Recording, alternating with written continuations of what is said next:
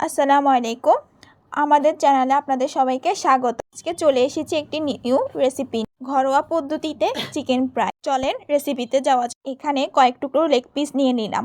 এখন দিয়ে দিচ্ছি লবণ, এখন দিয়ে দিচ্ছি আদা বাটা, জিরা বাটা, তারপর রসুন বাটা। এখন দিয়ে দিচ্ছি মরিচের গুঁড়ো, গরম মশলার গুঁড়ো, একটি ম্যাগি মশলা।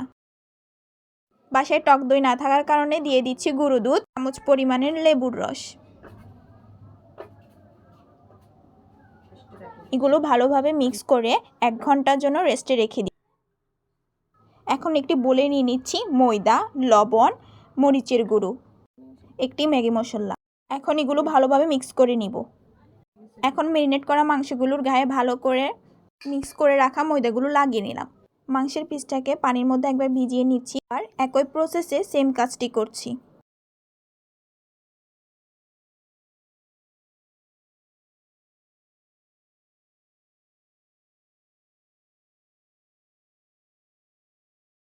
একইভাবে মাংসের সব পিসগুলোকে করে নিব। তেলে মাংসের পিসগুলো দিয়ে দিচ্ছি।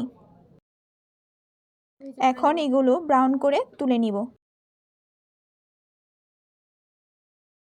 রেডি আমাদের চিকেন ফ্রাই। আমাদের ভিডিওটা যদি ভালো লেগে থাকে লাইক, কমেন্ট, শেয়ার করবেন। নিত্য নতুন ভিডিও পেতে সাবস্ক্রাইব করবেন। আল্লাহ হাফেজ।